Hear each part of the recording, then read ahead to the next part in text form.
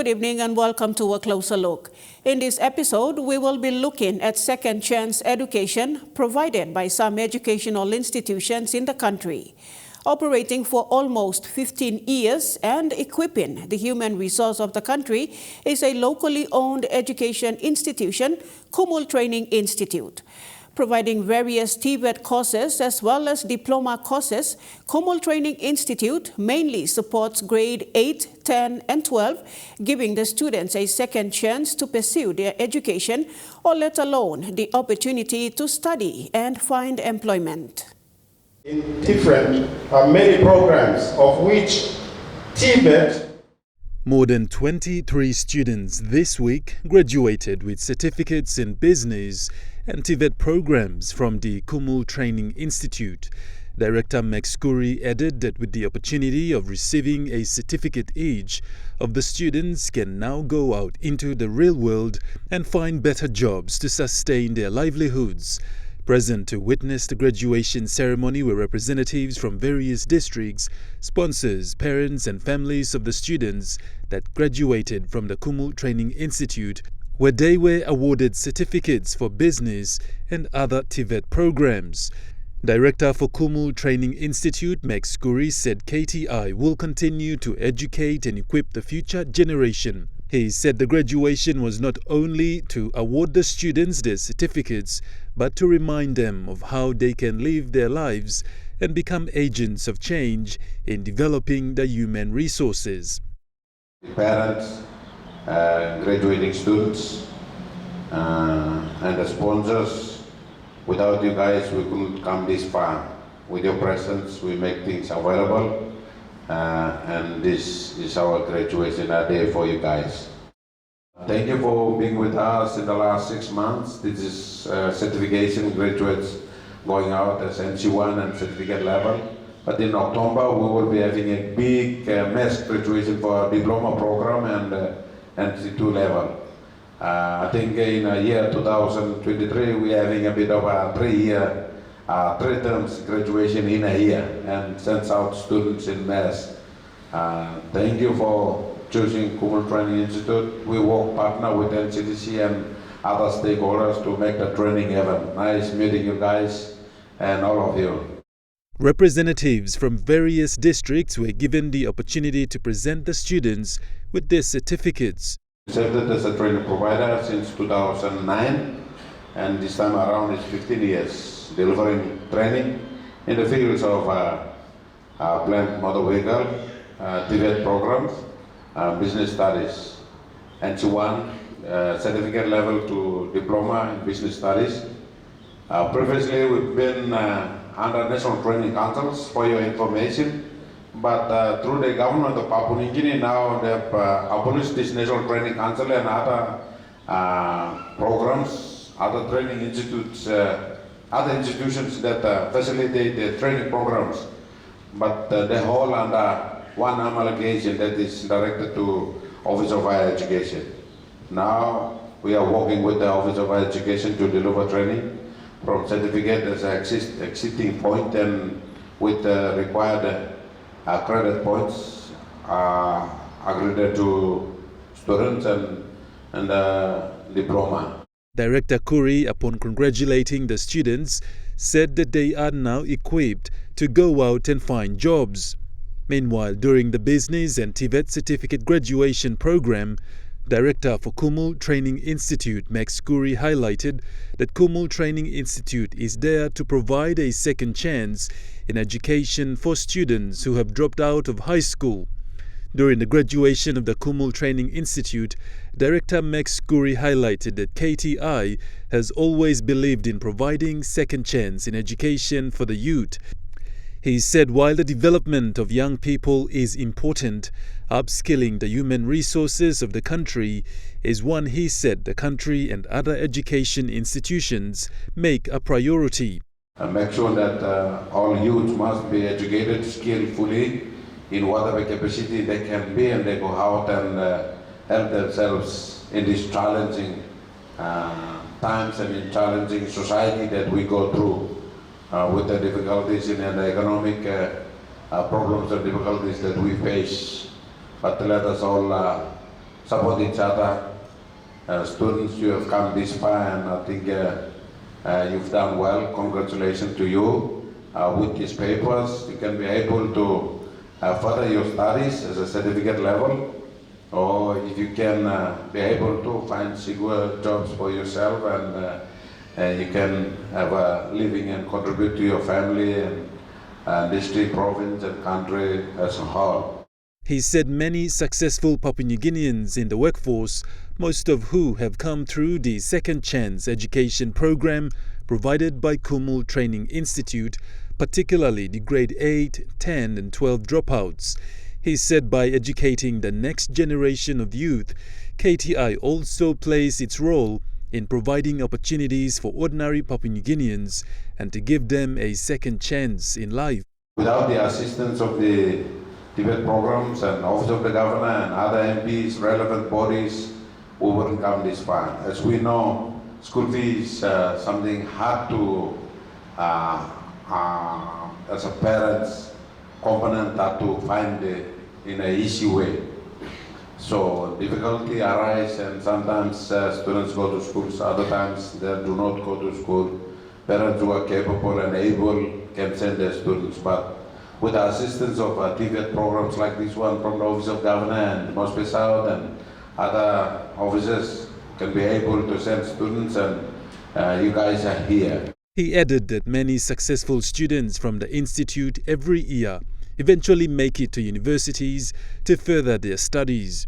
Kumul Training Institute recently appointed its governing council to look after and take care of the responsibilities of the institution. The governing bodies will review and consult the matters relating to the administration of the institution and its academic matters. They will make appropriate decisions and exercise direct supervision of the finances of the institution. Director for Kumul Training Institute, Max Skuri, highlighted that the members of the governing council have extensive knowledge in education. Ladies and gentlemen, the purpose of this BOG setting up is, unlike the previous, we did not have a BOG in place, and we had an ad hoc basis. Given the background scenario under National Training Council, we did not emphasize of having a BOG, but because of powers being transferred to DIAS, it's a recommendation made by DIAS, the council, through its decision. We have no choice but to comply with their decision, set up this BOG. So that's the governing body that will regulate, monitor the involvement of school, Kumul Training Institute, its academic programs, its staffing, the environment, the general existence and operation of the school is now under the wardship of the BOG members who would be swearing in today, starting with me as a chairman, then proceed to my BOG members. He added that the annual performance evaluation of the director of the institution and the head of the department are sent to the chair of the council. All the new board members were taken through their set of guidelines that each of them should abide by and what to do if one is to exit. This is one of the recommendations that is set by DIAS, Department of Office of Higher Education, Research, Science and Technology. Kumul Training Institute is going through this registration program, and these are recommendations that have been put by DIAS to comply. So we have no choice but to comply with the recommendations that I've given. And it's an honor for me to have BOG members who are appointed. Dr. Suresh Babu from India. He's a lecturer at UPNG School of Business Department, majoring in accounting, banking, finance. We need his expertise to be board members at Kumul Training Institute to raise the standards of our financial management and recordings and other activities that in line with our funding. This new board, according to the director, will oversee the entire operation of the institution so that Papua New Guineans are given a second chance and the opportunity to better education and employment. We take a quick break now, but coming up after the break, we'll look at the work the National Disaster Office does and its corporate plan.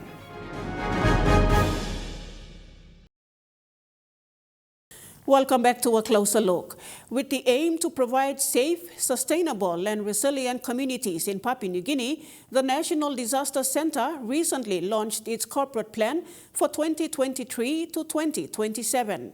The plan will provide the policy direction for the National Disaster Center and its stakeholders, along with other disaster risk management players, to manage disasters more effectively in the country. The National Disaster Center, or NDC, is the government agency responsible for carrying out the day-to-day responsibilities of the National Disaster Committee in accordance to the Disaster Management Act of 1984 under the Ministry of Defense. Its functions, among others, include supervising the national state of preparedness for disasters and emergencies and to report on it to the National Executive Council, coordinating humanitarian disaster relief and recovery operations in PNG, assigning responsibilities for disaster-related activities to the departments and other bodies, and examining and approve, when necessary, grants from national funds for emergency relief. With consideration to Papua New Guinea's geographical location on the Pacific Rim of Fire, the country risks being vulnerable to various natural and even human-induced hazards that would prove rather costly. Hence the significance of upkeeping the National Disaster Center. This was expressed by PNG's Secretary for Defense and Chairman for the National Disaster Committee, Hari John Akipe, during the launch of the National Disaster Center Corporate Plan for 2023 to 2027 on Friday, the 10th of August of this year. Building on this notion, the Acting Director for the National Disaster Center, Luzete Lasomana, elaborates on the significance of the launched corporate plan for the center. The corporate plan 2023 to 2027 incorporates the National Disaster Center's vision, its mission statement and intrinsic values, and will guide the National Disaster Center to achieve the government's expectation to drive in rural communities and to improve the quality of lives by empowering safe, sustainable and resilient communities in Papua New Guinea. The corporate plan was formulated in relation to proceeding policies like the recently launched Fourth Medium-Term Development Plan. The plan was developed by the staff of the National Disaster Center through some rigorous process involving the review of policy documents, including the National Disaster Risk Reduction Framework, MTTV 3 and 4, Vision 2050, and the Constitution. The acting director expressed that the National Disaster Center aims to strengthen disaster risk management capacities in the country over the next 5 years, in hopes to empower communities by internalizing the tools and methods of disaster risk reduction so communities can be safe and resilient rather than create dependencies. A notion that will come in handy given the disaster relief response in the country to natural disasters like the recent volcanic activity in Mount Bagana in Bougainville and Chambri Lake in the East Sepik province, with floods in the Central Province region as well as tribal fights in the Highlands region that had left families displaced and living in fear, with most reaching out for assistance still this year. Adding to this, PNG's Secretary for Defense and Chairman of the National Disaster Committee, Hari John Akipe, expressed the challenges that prove obstacles to the agency effectively carrying out its mandate. Over the past years, the National Disaster Center faced many challenges which affected the effective management of the disaster in the country. Some of the challenges are common, which are manpower capacity, effective coordination, effective communication resource and logistics, and proper DRM tools. I understand this corporate plan 2023 to 2027 has been developed with reference to a capacity diagnostic review of the National Disaster Center. The expected corporate outcomes for the next 5 years set in motion with the recent launch of the National Disaster Center's corporate plan include improving corporate governance, developing an effective disaster management system to identify disaster risks, improving infrastructure for effective communication, increasing public awareness and education, and providing to the National Executive Council through the Minister, which is the Minister of Defense and Minister responsible for disaster risk management, Win Bakri Daki, on all matters concerning disaster in Papua New Guinea. I am so confident that this plan will provide a strategic roadmap for the National Disaster Center, its DRM development partners and stakeholders to achieve the government's goal and objectives on disaster risk management in the country. Thank you all and God bless you all. The National Disaster Center pledged to effectively monitor and evaluate the corporate plan for 2023 to 2027, ensuring biannual reviews by senior management with quarterly and annual performance reports. We take a break here, and when we return, we look at the IBS University Tech Fest event. Do stay with us. You're watching A Closer Look. The Institute of Business Studies University Tech Fest event is an annual one-day event hosted by the School of Information and Technology. Key messages were delivered by prominent key partners in the ICT sector. Reporter Amanda Ilaitia with the details.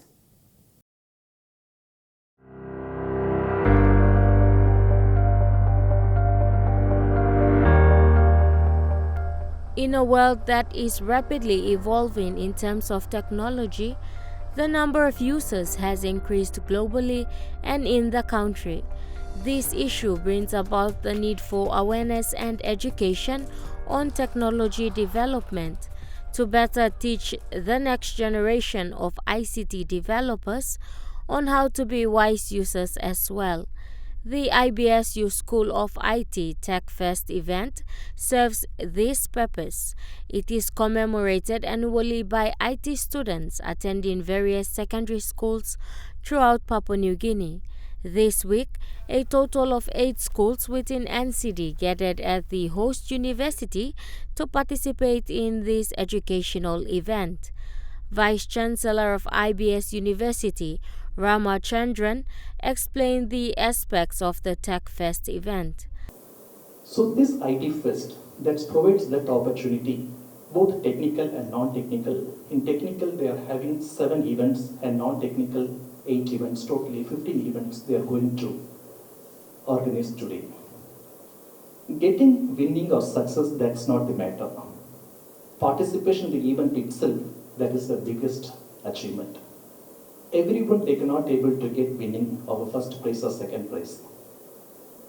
The challenge you are facing, the participation, that gives a lot of confidence with you. You are capable for that. So with this, try to participate in all the possible events. Find out your talent area. Choose your future by selecting the right course. Put hard work to achieve success, not just getting a passing grade. Achieve for the highest grade and involved in each and every activities. Create a good network with your friends and friendship, which is the wonderful for our achievement in life. nothing other than rails. So with this, I wish all the very best and inaugurate the tech event of the School of Information Technology today. Thank you. This year's Tech Fest theme was Empowering Innovation, Shaping the Future. During the inauguration, Diamond sponsor of the event, Telecom Limited's CEO Mr. Amos Tepi, highlighted the importance of shared passion for innovation and the transformational power of technology within the ICT sector. This goes in line with the theme. Working in a telecommunication is a challenge as you have to keep up with continued advance in technology. In a world we inhabit, change is the only constraint.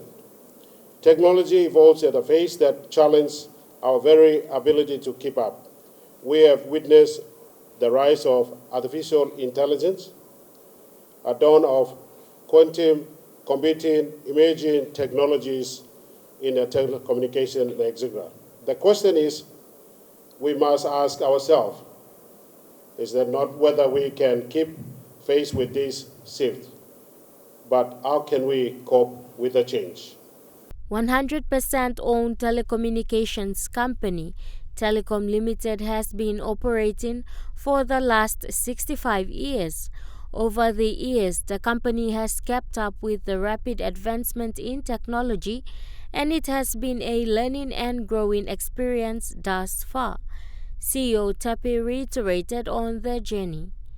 Telecom is specialized in providing fixed broadband, mobile broadband, multimedia content.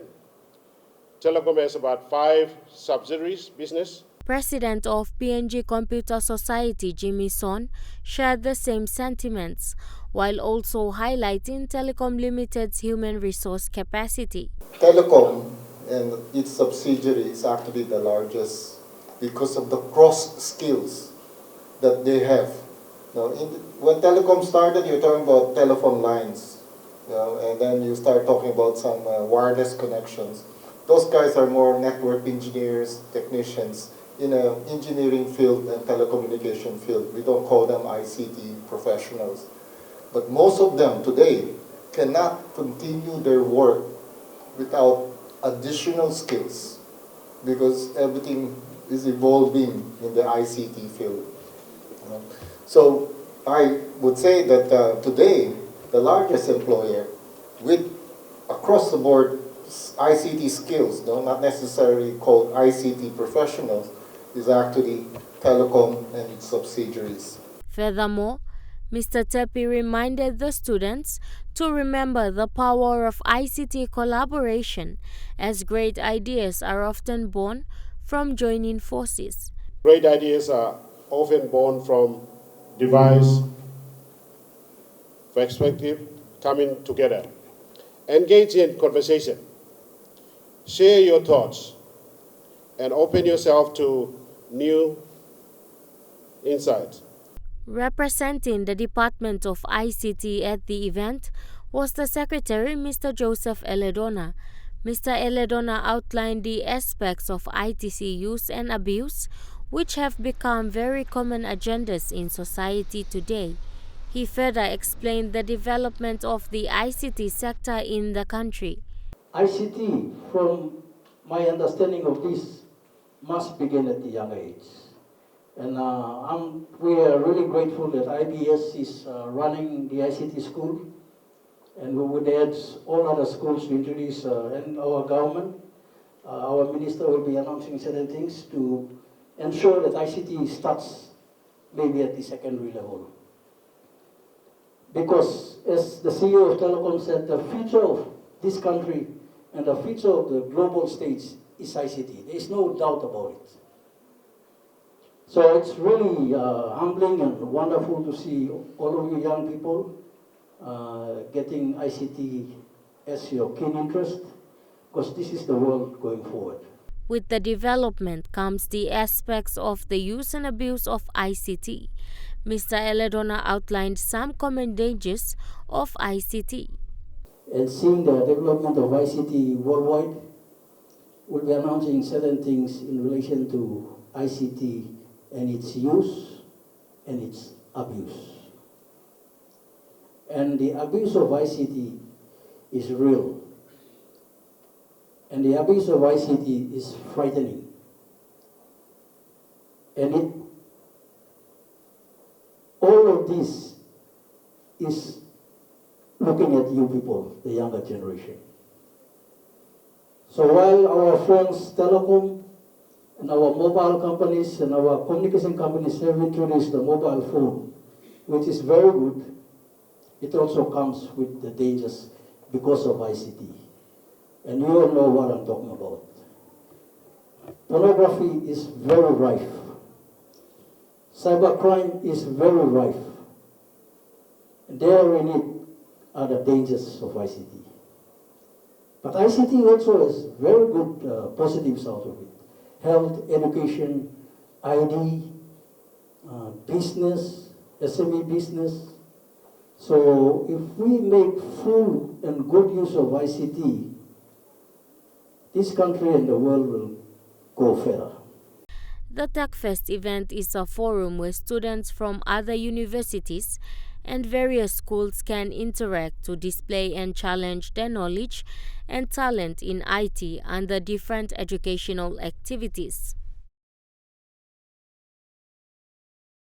And that's all we have for you for this episode of A Closer Look. Join us same time next week for another episode.